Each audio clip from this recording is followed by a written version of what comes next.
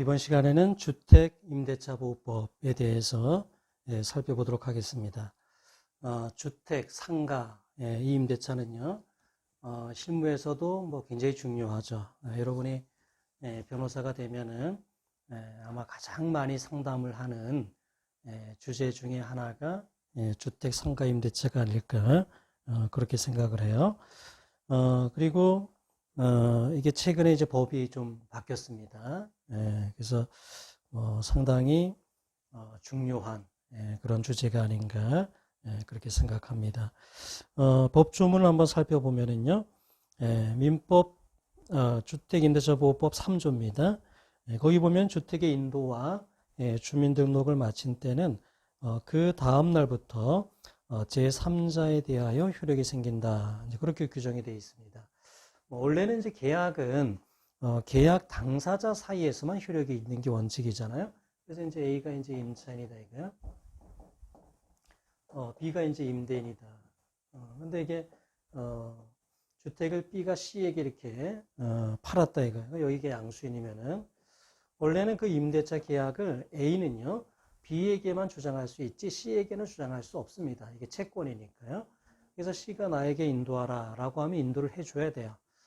근데 그렇게 되면 어떤 세입자의 주거 안정이 굉장히 이제 문제가 될 수 있기 때문에 주택임대차보호법에서는 입주하고 전입신고를 하면은 요 A는요 요 C에 대해서도 대항할 수 있다. 대항력을 주장할 수 있다라는 겁니다. 그리고 아예 그 사항에 보면 어떻게 되어 있냐면 임차주택의 양수인은 임대인의 지위를 승계한 것으로 본다. 그래서 아예 이 양수인은요 임대인 지위 자체를 이렇게 승계하는 걸로 봐요. 그래서 이제는 보증금도 이제는 B가 아니라 C가 이제 A에게 반환을 해야 되고요. 차임도 A는 B가 아니라 C에게 지급을 해야 되는. 그러니까 임대인 지위 자체가 아예 C에게 당연 승계되는 것으로 그렇게 이제 규정이 되어 있습니다. 자, 그 다음에 3조의 3을 보면은 임대차가 이제 종료되었음에도 보증금을 지급하지 않는다 이거예요. 그래서 1항에 보면 임대차가 끝난 후죠. 임대차가 끝난 후. 임대차가 끝난 후에도 보증금을 지급하지 않는다. 그런 경우에는 법원에다가 임차권 등기 명령 신청을 할 수가 있습니다. 그래서 임차권 등기 명령이 이제 이렇게 등기가 되잖아요. 그러면 대항력과 우선 변제권이 생기고 이미 입주 전입신고 확정일자에 의해서 대항력과 우선 변제권을 가지고 있는 상태라면요. 그 임차권 등기 명령이 되는 순간 유지가 되는 거예요. 그 이미 가지고 있었던 그 대항력 우선 변제권이 유지가 되는 겁니다. 그래서 그때는 이제 다른 곳으로 이사를 가더라도 임차권 등기 명령이 되어 있다면은 그 대항력 우선 변제권을 상실하지 않습니다.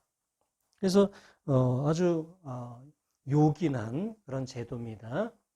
그래서 임대차 기간이 끝났다 이거야. 임대차 기간이 끝났다.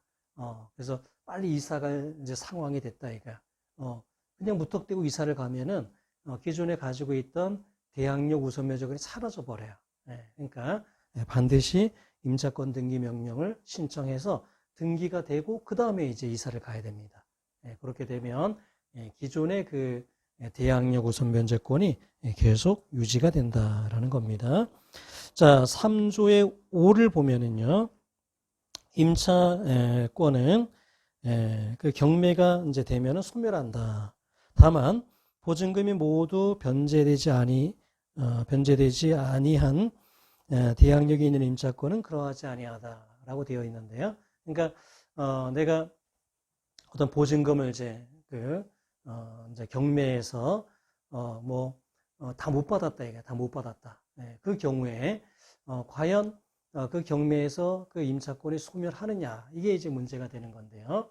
자, 이거에 대해서 여기 보면은 보증금이 모두 변제되지 않았잖아요. 그 경우에는 대항력 소멸하지 않는다. 대항력 있는 임차권은 소멸하지 않는다. 뭐 이렇게 되어 있는데 그게 만약에 대항력이 먼저 있다 이거 대항력이 이제 입주 전입 신고를 먼저 했다 이거야.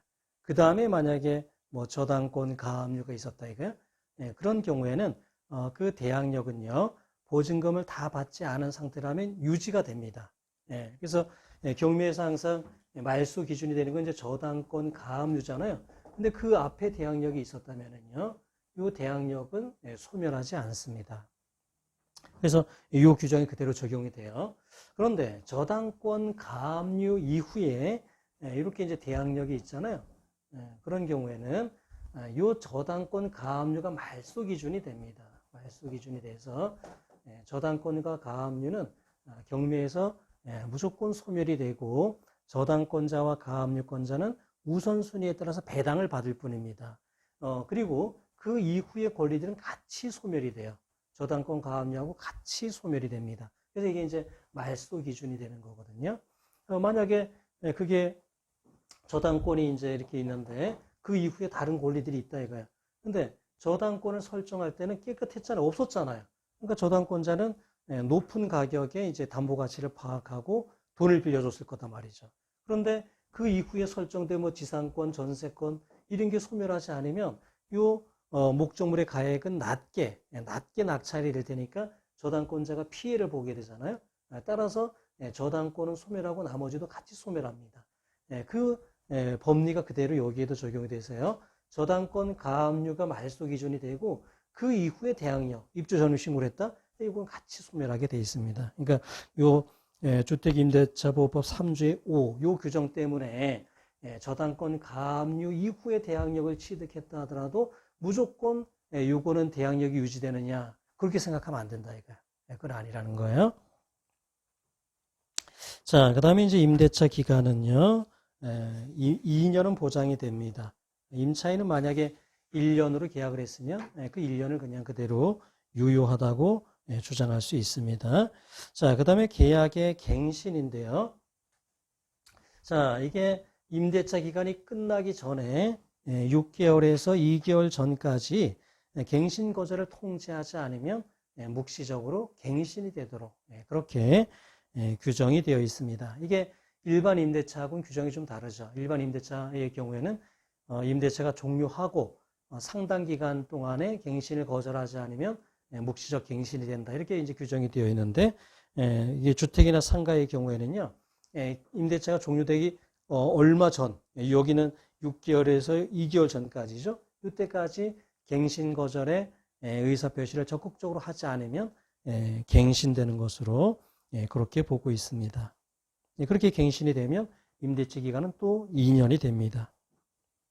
그러니까 일반 임대차의 경우는 갱신이 돼도 기간에 정함이 없는 것으로 봐서 해지 통고를 할 수 있잖아요. 그러나 이 경우에는 그냥 2년으로 보는 거예요. 그러니까 임대인은 2년간은 이제 또 그거를 수용을 해야 되는 것이지 해지 통고 같은 거 못 합니다. 임차인은 할 수 있습니다. 임차인은 언제든지 계약 해지를 통지할 수 있고 3개월이 지나면 효력이 발생한다. 6조의 2에 규정이 되어 있습니다. 자, 6조의 3, 계약갱신 요구. 이게 이제 새롭게 들어온 규정인데요. 이게, 임차인이 임대차 기간 끝나기 6개월에서 2개월 사이에 계약갱신을 요구할 수 있습니다. 계약갱신을 요구한다. 이게 상가 임대차에 이제 갱신 요구권이 있었잖아요. 그 규정을 이제 주택임대차에도 가져온 거예요. 그래서 특별한 사유가 없으면은 그거를 이제 거절할 수 없습니다. 갱신 요구를 거절할 수가 없습니다. 그래서 거기 이제 그 거절할 수 있는 사유가 예외적으로 규정이 되어 있는데요. 거기 보면은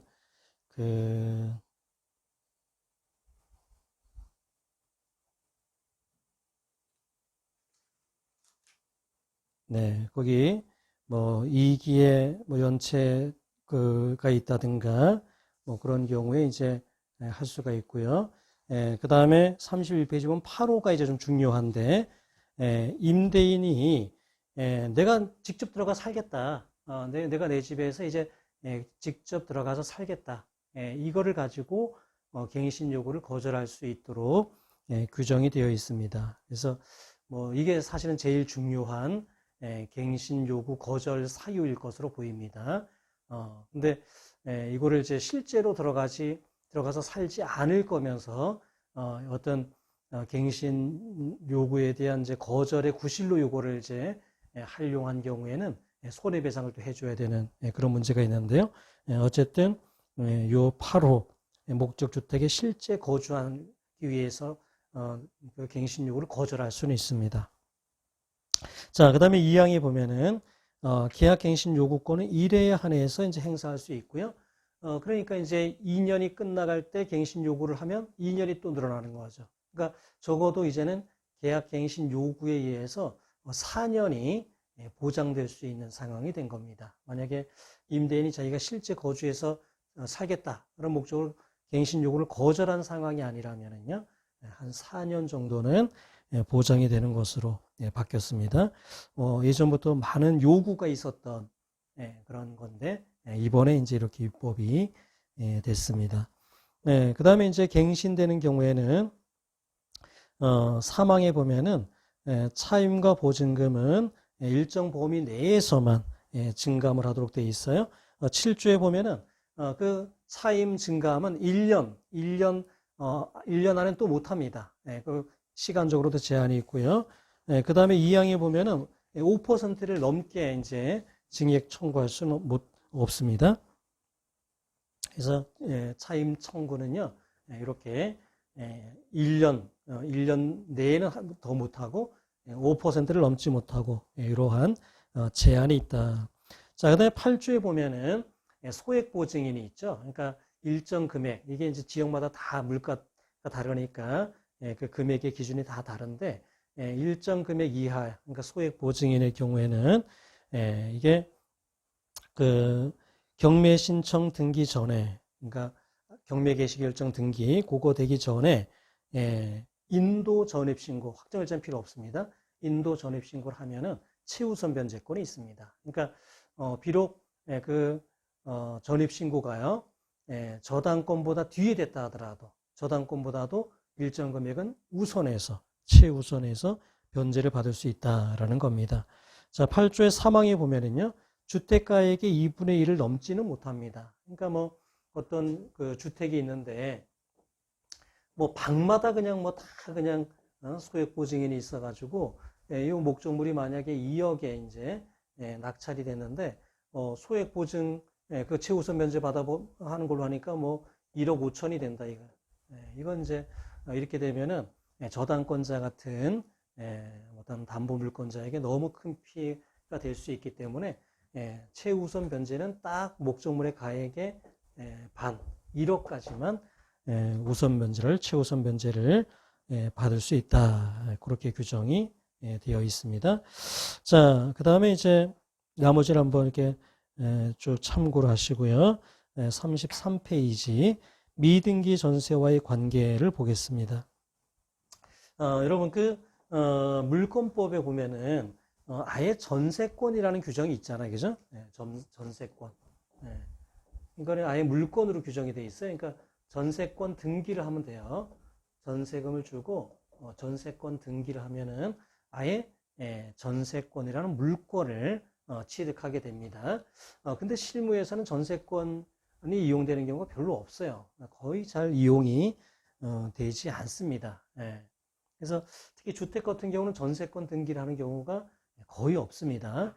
거의 대부분은 그냥 주택임대차보호법, 주택임대차보호법에 의해서 이제 입주, 전입신고, 확정일자 이 정도를 이제 받고 말지 전세권 등기까지 하는 경우는 별로 없습니다.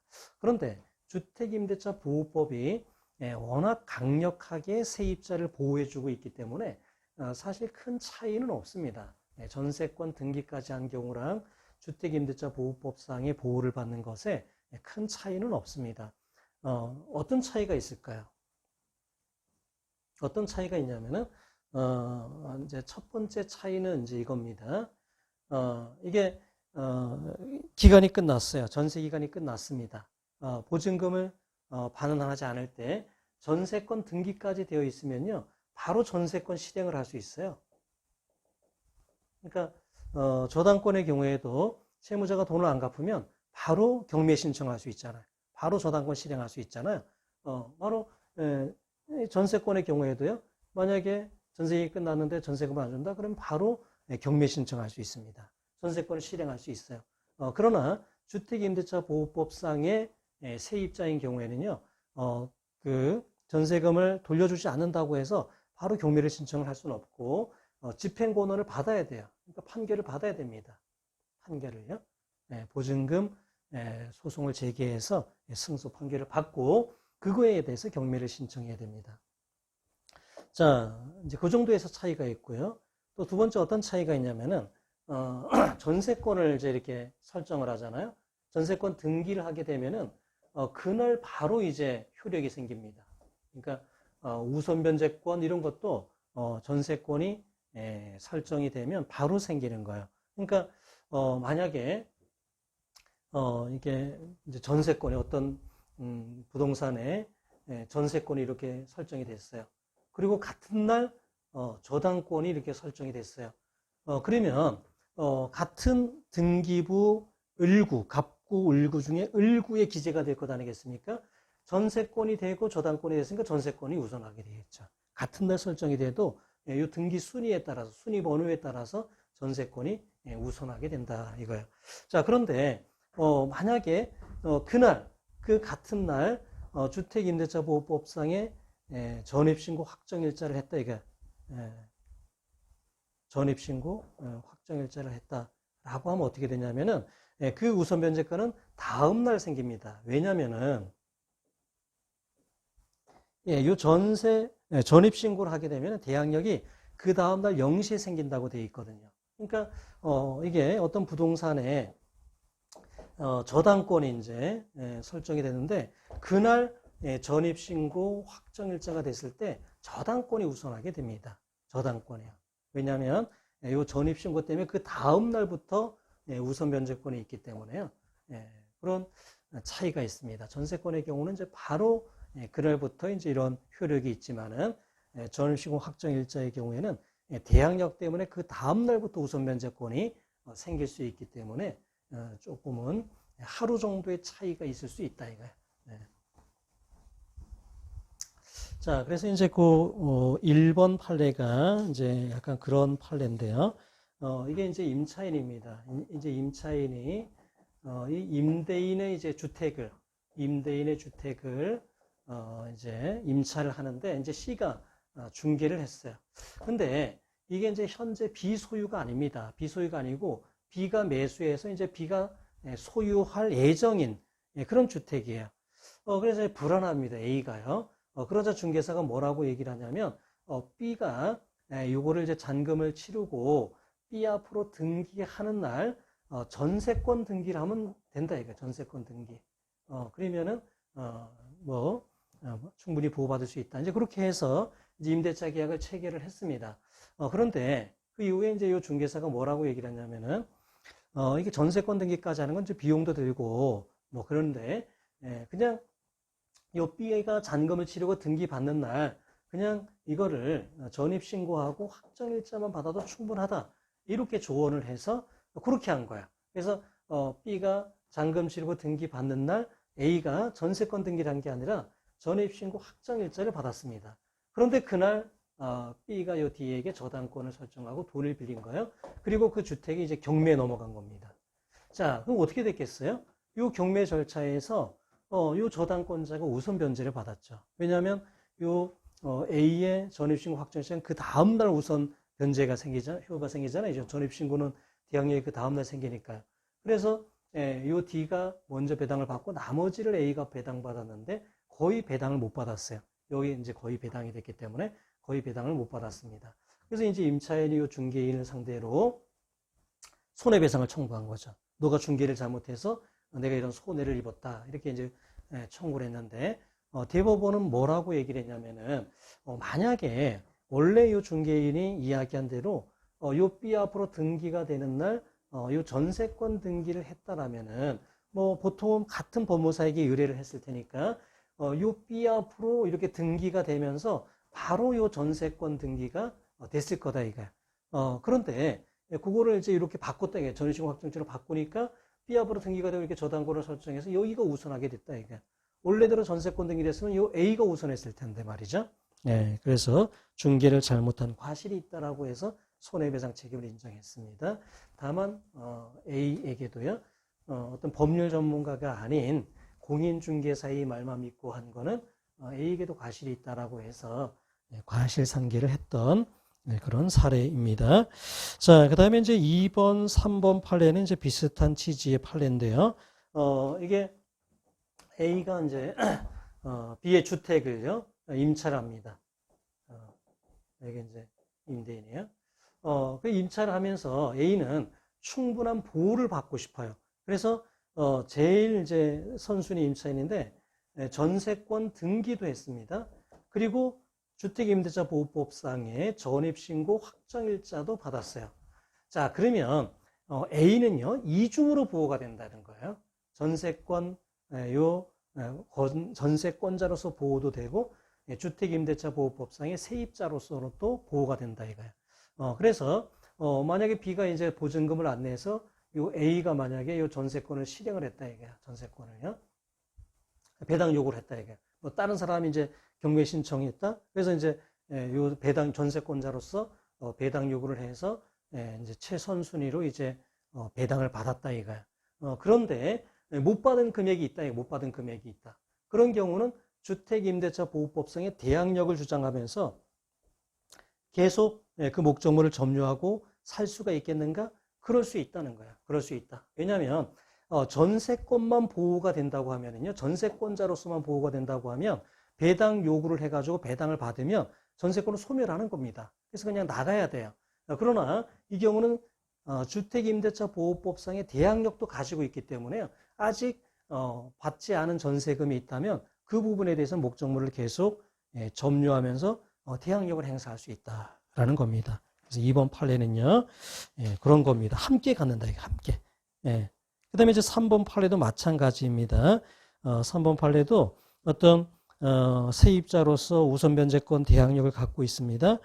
그런데 이 사람이 전세권 설정 등기까지 했다 이거야. 그래서 전세권자로서 우선 변제를 받았다. 그렇다 하더라도 아직 못 받은 부분에 대해서는 주택임대차보호법상의 대항력을 행사하면 된다라는 겁니다. 이중으로 보호를 받을 수 있다라는 겁니다. 자, 그 다음에 이제 보호 범위를 보면은요. 자, 이 보호 범위 나온 얘기는 뭐냐면은 이게 이제 임차인인데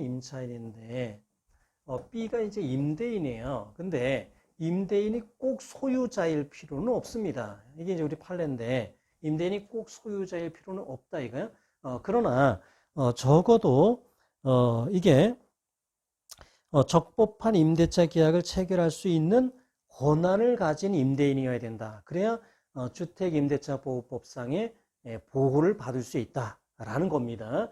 자, 그런데 이 B가요, 이제 요 A하고 임대차 계약을 체결할 당시에 B는 어떤 그 주택에 대한 경매 절차에서요, 최고가를 써서 낸 최고가 매수 신고인이에요. 최고가 매수 신고인이었습니다. 그리고 이제 만약에 그게 뭐 2020년 뭐 5월 1일이다 라고 하면 그 2020년 5월 1일에 최고가 매수 신고인의 자격에서 임대차 계약을 체결한 겁니다. 그리고 이제 이 임차인은 그날 전입신고 확정일자 이거를 이제 한 거죠.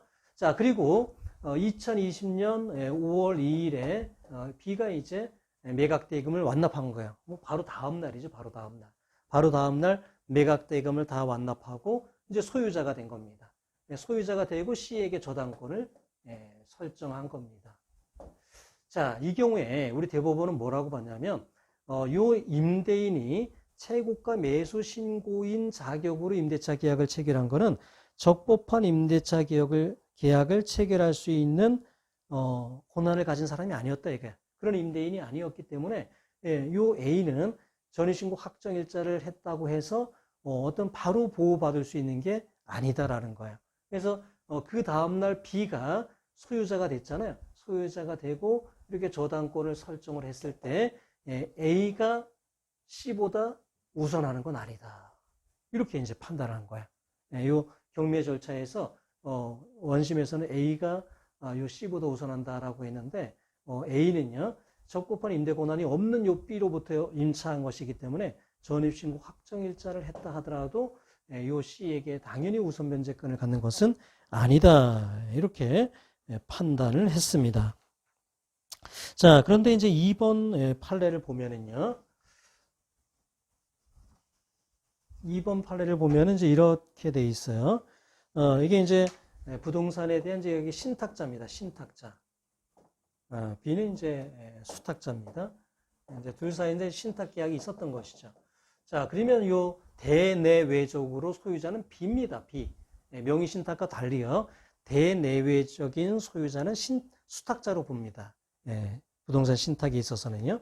자, 그런데 요 신탁자인 A가 C하고 임대차 계약을 2014년 1월 17일에 체결했어요. 임대차 계약을 체결한 거예요. 근데 자격이 없는 겁니다. 임대할 권한이 없는 B 소유자는 B인데요.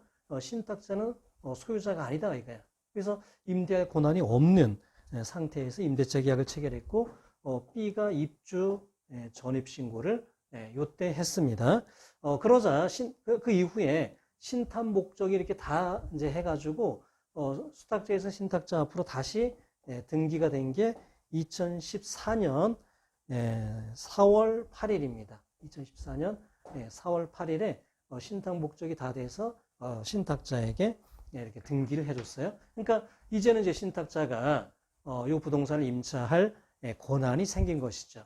자, 그리고 A가요 D에게 이렇게 저당권을 같은 날 2014년 4월 8일에 이렇게 저당권을 설정해 줬습니다.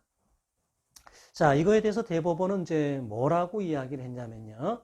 자, 요 때는 2014년 1월 17일에는 요 신탁자가 임대차를 할 만한 권한이 없는 상태였다 이거야. 없는 상태였다. 그런데 2014년 4월 8일에 신탁자 앞으로 등기가 회복되면서 임대차할 권한이 있는 상태가 됐다 이거야. 그런데 2014년 1월 17일에 이렇게 입주 전입신고, 확정일자 이런 거를 받아놨기 때문에 C가 그런 걸 받아놨기 때문에 요 신탁자 앞으로 등기가 되는 순간 바로 대항력 우선변제권 이런 걸 갖는다 이거야. 이런 걸 갖는다. 따라서 그날 D가 이렇게 저당권을 설정했다 하더라도 C가 우선한다 이게 C의 대항력이 요 저당권보다 앞선다. 그렇게 판단을 했습니다. 그러면서 뭐라고 얘기를 했냐면 우리가 좀 전에 봤던 그 1번 판례 있잖아요. 그 판례하고 어떤 배치되는 것은 아니다 라고 이야기를 했어요. 근데 저는 이게 배치되는 게 아닌가 그런 생각이 듭니다. 그러니까 임대할 권한이 없었다. 이거 임대할 권한이 없었다 하더라도 이게 A에게 소유권이 온 날 온 때 바로 임대할 권한이 생겼기 때문에 미리 해놓은 전입신고 이런 거에 의해서 그날 바로 그 시간, 그러니까 소유권이 회복되는 순간 바로 대항력을 갖는다라고 해서 그날 저당권을 설정한 요 저당권자보다 C가 우선한다라고 하면 우리가 좀 전에 봤던 그 판례 있잖아요. 채무가 매수 신고인이 이제 임대차 계약을 체결했다. 임대 권한이 없었다 이거야.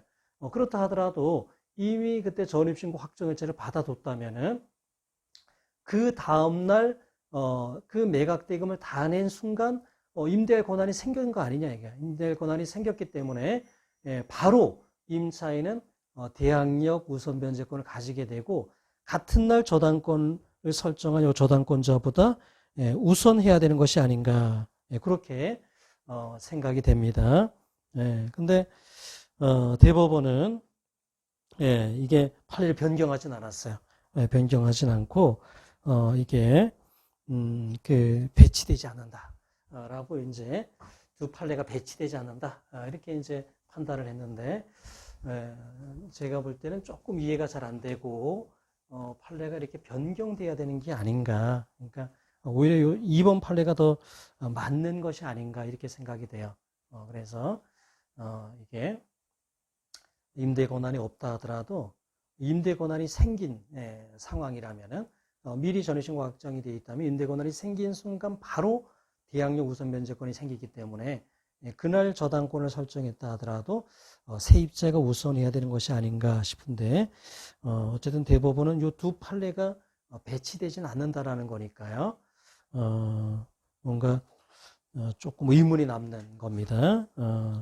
그래서 제 생각은 이런데 여러분이 어떤 다른 견해가 있다면은 여러분 의견도 보내주시면은 제 메일로 보내주시면은 좋겠습니다. 자, 그 다음에 이제 대항력에 관련된 판례들을 보면은요, 1번 판례를 보면은 이제 무슨 얘기냐면은 사실 이 세입자는 어떤 물권자는 아니잖아요. 그러니까 임대차란 채권 관계에 있는 사람인데 사실 전입신고, 뭐 입주 이렇게 하면 대항력이라는 걸 갖는데 이거는 거의 이제 물권에 버금가는 그런 강력한 효과입니다. 그래서 이 대항력을 이제 갖기 위해서는요, 이게 입주 전입신고가 계속돼야 된다는 거예요. 이렇게 강력한 효과를 인정해주는 만큼 그게 계속돼야 되는 것이지, 만약에 중간에 다른 곳으로 이사하고 전출이 됐다. 그리고 다시 돌아왔다. 그러면 대항력을 일단 잃었다가 다시 생긴다는 거야. 그러니까 다른 데로 전출하는 순간 대항력을 잃어버린다는 거예요. 그랬다가 다시 새로 이제 전입을 하면 그때 대항력이 다시 생기기 때문에 그 사이에 무슨 저당권 가압류가 생기면 순위가 밀려버린다는 것이죠. 그래서 계속 존속해야 된다는 거예요. 근데 만약에 가족 중에 누가 한 명이 뭐 아내 명의의 이제 전입신고는 계속 돼 있었다면 그건 계속 유지가 됩니다. 그러니까 적어도 가족의 이제 뭐 배우자나 뭐 이런 직계 가족의 그 주민등록은 남겨놔야 되겠죠. 남겨놔야 되지. 전체가 다른 곳으로 전출했다가 다시 재전입을 하면 재전입한 때를 기준으로 대항력이 생기게 된다라는 겁니다. 자, 그 다음에 이제 2번 판례를 보면은요. 자, 이게 세입자가 이제 거기 이제 입주하고 전입 신고를 하는데 이게 꼭 그 세입자가 직접 점유할 필요는 없고 간접 점유를 해도 관계 없다는 거예요. A가 이제 만약에 임차인이다, A가 임차인이다. 여기 이제 임대인인데 이거를 꼭 임차인이 점유하지 않고 요 C에게 이제 전대차라는 거예요. 그래서 요 전차인이 점유를 하더라도 관계는 없다, 이게. 관계는 없다. 근데 중요한 건 뭐냐면은, 전입신고는 이제 어떻게 해야 되냐, 이거야. 전입신고. 대항력이 되려면 입주 전입신고가 돼야 되잖아요. 근데 그 점유는 간접 점유, 요 전차인에도 관계 없는데, 그럼 전입신고는 누가 해야 되느냐? 당연히 살고 있는 실질에 맞게 요 전차인 명의의 전입신고가 돼야 됩니다. 그러니까 임차인이 살다가 이걸 전대차라잖아요. 그러면 임차인이 다른 곳으로 전출하고 C가 이곳에 전입을 해서 전입신고를 해서 해야지 요 임차인의 대항력이 계속 유지가 된다라는 것입니다. 자, 그래서 2번 판시 1번에 보면 간접 점유의 경우에도 인정될 수 있다라는 거고요. 자, 그 다음에 적법하게 전대차를 한 경우에는요, 간접 점유도 되는 거니까 임차인의 대항력이 유지가 되는데, 이 경우에는 이제 이 전차인이 전차인으로 이제 이렇게 전입신고를, 전차인 명의의 전입신고를 해야지 된다라는 겁니다. 자, 그 다음에 이제 판시 3번에 있는 것도요, 만약에 임차인이 이렇게 전대차를 한다면, 원래는 임대인의 동의가 필요합니다. 임대인의 동의를 해야 이제 이게 적법한 전대차가 되겠죠. 근데 이게 동의 없이 전대차 한 게, 이게 이제 어떤 배신행위로 보기 어려운 경우가 있어요. 그러니까, 실제로 이제 요 사안의 경우는 어땠냐면은, 임대차가 이제, 거의 끝나가는 상황인데, A는 다른 곳으로 이제 이사를 가야 돼요. 이사를 가야 되는데, 요 임대인이 이제 뭐 회사인데 거의 거의 망해가지고, 연락할 길도 없습니다. 그래서, 이제 그런 상황에서 이렇게 C에게 전대차를 하고, 요 전차인이 이제 전입신고를 한 그런 상황이었어요. 그러니까 임차인은 임대인에게 이거 동의를 받으려고 해도, 전대차에 대한 동의를 받으려고 해도 받을 수가 없는 그런 상황이었기 때문에 이 전대차가 임대인에 대한 배신행위로 볼 수가 없는 그런 상황이었습니다. 그런 상황에서는요, 가능하다 이거예요. 전대차가 이제 부적법한 것이 아니다라는 겁니다. 자, 그 다음에 이제 3번 판례를 보면은요. 자, 3번 판례는 이런 겁니다. 여기가 이제 임차인이다, A다, 이거요. B 이제 임대인인데, 여기가 이제 1억 원의 이제 보증금이 있는데, 요거를 만약에 C라는 A의 채권자가 요거 이제 가압류를 이렇게 했다, 이거. 가압류를 했다. 그러면 이제 가압류 이제 제3채무자 지위가 되니까요. 요 B의 입장에서는 지급이 금지되죠. 보증금 지급이 금지가 됩니다. 그래서 임대차 기간이 끝났다 하더라도 보증금을 A에게 지급하면 안 돼요. C가 압류 출신 명령을 받았다 그러면 요 C에게 지급해야겠죠.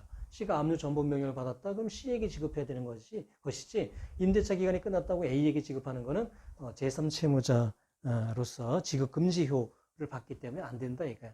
자, 그런데 이게 이제 B가 이걸 D에게 이제 주택을 양도했습니다.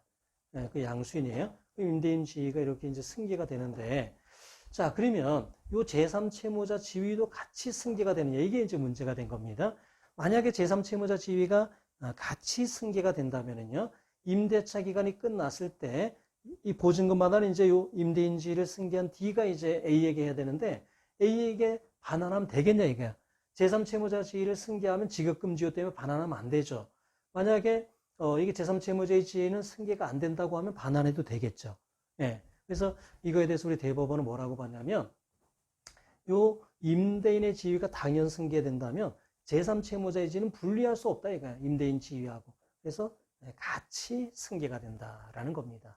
따라서 이 경우에는 D는요 A에게 지급하면 안 되고 C가 이렇게 압류 출신 명령을 받으면 이 C에게 지급을 해야 된다라는 겁니다. 그래서 주택이나 상가를 이렇게 양수할 때는요, 이 양수인 입장에서는 조심해야 돼요. 그래서 보증금이 압류나 가압류되어 있는 게 확인을 꼭 해야 됩니다. 계약서에다가요. 그걸 확인을 하고 그 다음에 그 압류나 가압류가 있는 게 확인이 되면 이렇게 돌려주면 안 돼요. 지급 금지 때문에 이중 지급의 위험을 안을 수 있기 때문에요.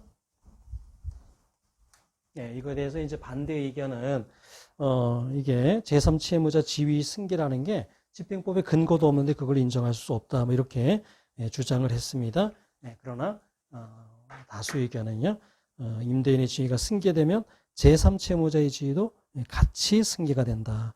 그렇게 봤습니다. 자, 그 다음에 이제 4번 판례를 보면은요. 그러니까 대항력을 갖기 위해서는 이제 주택의 인도, 그다음에 전입신고 이런 게 있어야 되잖아요. 그때 이제 인도를 받았느냐, 이제 그거는 이제 어떤 사회 통념에 따라서 판단을 해야 되는데 어떤 열쇠를 넘겨받았는지, 어떤 요즘은 이제 자동문제 이렇게 번호 누르는 게 많잖아요. 그런 경우 비밀번호를 이제 임차인이 받았는지, 이사를 할 수 있는지 이런 거를 고려해서 이제 점유의 인도가 있었는지를 판단해야지 된다라는 거고요. 근데 판시 2번에 있는 내용은 뭐냐면은, 자, A가요, 이제 임차를 했습니다. 여기 이제 임대인인데, 먼저 이제 계약날, 계약금을 이제 지급했어요. 계약금 뭐 500만 원을 지급을 했고요.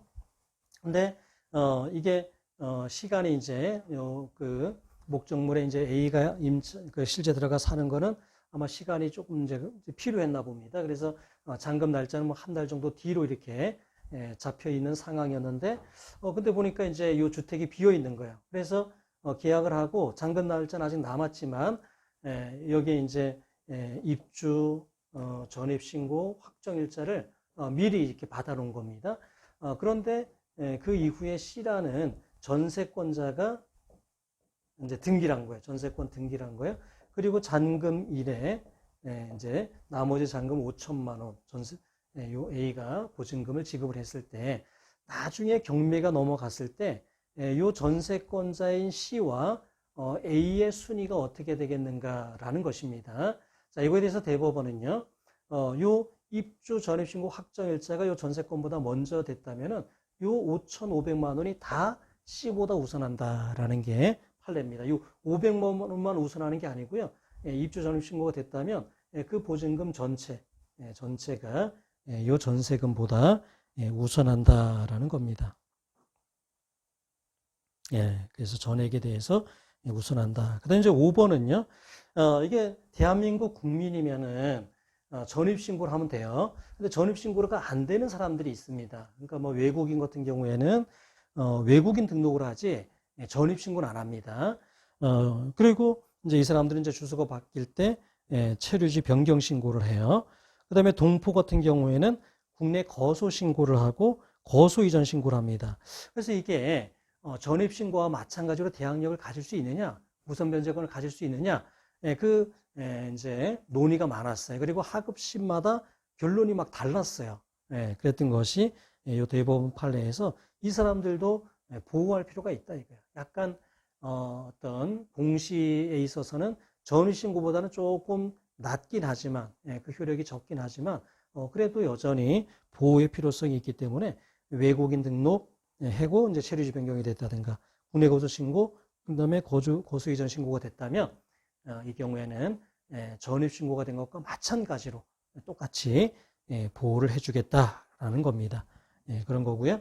그다음에 이제 뭐 그 가족 앞으로 되어 있는 거 그것도 이제 그대로 그리고 우리 주민등록도 마찬가지잖아요. 주민등록이 돼 있다가 가족 한 명으로 이렇게 해도 그게 이제 전입신고 유효한 걸로 보는 것처럼 이거 외국이나 뭐 동포의 경우에도요. 뭐 가족 중에 한 명이 이렇게 등록이 됐다. 그런 경우에는 그 대항력 우선 변제권을 갖는다라는 겁니다. 자, 그 다음에 이제 우선 변제권에 대한 거를 보면은요. A가 이제 B에 대해서 이제 임차인이에요. 임차인. 여기 임대인이고 1억 원의 보증금이 있다. 근데 이 주택이 경매 넘어갔다. 이게 뭐 저당권자가 경매를 신청했다. 그런 경우에는요. A는 요 보증금에 대해서요. 배당 요구를 하면 됩니다. 배당 요구. 배당 요구를 해요. 그래서 자기가 전입신고되어 있다. 확정일자를 받았다. 그런 것들을 소명하면 그 우선순위에 따라서 배당을 해줍니다. 자, 그런데 요 A가요. 이 보증금 소송을 제기해가지고 판결을 받았어요. 그래서 A가 직접 경매를 신청한 거예요. A가 직접 경매를 신청했다 이거예요. 자, 이 경우에도 배당 요구를 해야 되냐 이거예요. 이 경우에도 배당 요구를 해야 되느냐? 그렇지 않다 이거예요. 이 경우에는 이 경매 신청을 했다는 것 자체가 우선 변제권을 행사하는 거다 이게 우선 변제권을 행사하는 거기 때문에 요 어떤 경매 절차에서 현황 조사를 나와서 현황 조사 보고서가 있고 매각 물건 명세서가 있고 거기에 이제 우선 변제 받을 수 있는 세입자로 그런 것들이 표기가 돼 있을 거다 말이죠. 그렇다면 굳이 배당 요구를 하지 않아도 우선 변제를 받을 수 있다는 게 1번 판례입니다. 자, 2번 판례는 뭐냐면은 이게 최우선 변제권이 있잖아요. 그러니까 저당권자가 앞에 있어도 그것보다도 먼저 이제 일정 범위에서는 최우선 변제를 받을 수 있는데 이건 요건도 굉장히 완화되어 있어요. 경매 개시 결정 기입 등기가 되기 전까지 입주 전입 신고를 하면 우선 변제권이 있는 거거든요. 그러다 보니까 이제 막 악용하는 사례들이 막 생겼어요. 그래서 이게 경매가 넘어갈 것 같다. 이게 경매가 넘어갈 것 같다. 그러면 이걸 막 쪼개가지고 거기에 이제 최우선 변제 요건을 맞춰가지고 막 들어온다. 그래서 경매에서 최우선 변제를 받는 그런 경우들이 많았는데 이 사례에 있어서도요. 이미 이게 막 그 저당권이 굉장히 높게 설정돼 있었고 경매가 이제 임박한 그런 이제 상황이었습니다. 그런데 세입자가 이제 그 전세 계약을 체결했다 그러면서 이제 들어갔는데 그 세입자가 보니까 공인중개사의 이제 아내입니다. 아내. 그리고 그 임대차 계약도 굉장히 이례적이었어요. 그러니까 뭐 임대차 계약 체결하자마자 바로 잔금을 지급하고 굉장히 낮은 금액으로 이제 시세보다 그 보증금도 정하고 뭐 이런 거였는데 이거는 최우선 변제권을 악용한 걸로 보인다라고 해서 이 경우에는 소액 임차인에 해당하지 않는다. 최우선 변제할 수 없다. 이렇게 이제 판결이 난 건데요. 이 사건이 뭐 굉장히 많았습니다. 제가 그 인천 법률구조공단 인천 지부장으로 이제 몇 년간 근무한 적이 있는데 그 당시 전국에서 인천에 이런 사건이 굉장히 많았어요. 그래서 제가 이런 소송을 많이 했던 기억이 납니다. 그래서 뭐 배당 이의를 이제 해요. 배당 이의. 배당을 안 해주면 이제 세입자가 배당 이의를 하고 배당을 해주면 저당권자가 배당 이의를 하고 그다음에 이제 뭐 사행이다 뭐 이런 주장도 이제 많이 하고 막 그랬습니다. 그래서 뭐 결국 중요한 게 정상적인 임대차 계약이냐, 그래서 제대로 임대차 계약 체결하고 보증금 지급한 그런 정상적인 임차인인지, 아니면 이게 이제 가짜 악용하기 위한, 지우선면제권을 악용하기 위한 가짜 세입자인지가 이제 재판에서 쟁점이 돼서 실제 보증금이 지급됐는지, 뭐 이게 뭐 지급됐다가 바로 빠져서 이렇게 뭐 됐는지, 뭐 이런 것들이 이제 주로 쟁점이 됐었습니다. 그때 뭐 아주 재미있는 사건들도 많이 봤었는데, 이게 하다 보면은 보증금 지급했냐 그랬더니 했다 이거야. 예. 어떻게 지급했냐 그러면 현금으로 지급을 했다 이거. 그리고 그 현금을 어떻게 마련했냐 그랬더니 뭐 그거를 뭐 장판 밑에다가 이렇게 현금을 이렇게 자기는 보관하는 습관이 있어가지고 그거를 모아가지고 뭐 지급했다 뭐 그런 주장도 하고, 그래서 당신은 내가 믿을 수 없으니 우리 구조공단에서 도와줄 수 없다 그래가지고 안 도와주기도 하고, 아무튼 뭐 여러 가지 일들이 있었는데요. 이런 악용하는 사례들이 굉장히 많았고 뭐 아직도 있을 거예요. 현재도. 그런 경우에는 소액 임차인에 해당하지 않는 것으로 해서 보호를 못 받을 수 있다라는 겁니다. 자, 그 다음에 이제 임차권 등기 명령을 이렇게 하게 되면은요, 이게 압류, 가압류, 가처분을 하면 시효가 중단되잖아요. 임차권 등기 명령을 하면 보증금 반환 채권에 대한 시효가 중단되느냐라는 게 문제인데, 임차권 등기 명령은 어떤 압류, 집행행위가 아니다 이게. 가압류, 가처분, 보존 처분도 아니다 이게. 이건 하나의 담보적 기능을 주목적으로 하는 거다라는 거예요. 그래서 임차권 등기 명령을 하면은 대항력 우선 변제권이 생기잖아요. 그러니까 이런 담보적 기능이 주목적이기 때문에 시효 중단의 효력은 없다라는 게 1번입니다. 그러니까 저당권을 설정한다고 해서 저당권 등기가 되어 있는 동안에 계속 시효가 멈춰 있는 거 아니잖아요. 가압류는 멈춰 있다니 우리 판례지만요. 그러니까 마찬가지로 임차권 등기를 했다고 해서 시효가 중단되는 것은 아니다라는 겁니다. 자, 그 다음에 임차권 이제 그 등기를 했다 이거요. 그러면 임대인이 야, 내가 보증금 내가 반환해 주는데 임차권 등기 그거를 말소를 해야 내가 주겠다 이거야. 그러니까 이게 동시행이냐 이게 동시행. 그러니까 임차권 등기를 말소해 주면 내가 보증금을 지급하겠다 이럴 수 있냐 이거야. 그건 안 된다 이겁니다. 왜냐하면 임대차 계약이 종료했음에도 불구하고 보증금을 지급 안 하니까 임차권 등기를 한 거예요. 따라서 이 경우는 임차권 그 보증금을 먼저 지급해야 된다. 선이행하고 그다음에 말소하면 되는 것이지 동시행 관계가 아니다. 왜냐하면 보증금 반환을 안 해서 내가 임차권 등기를 한 거잖아요.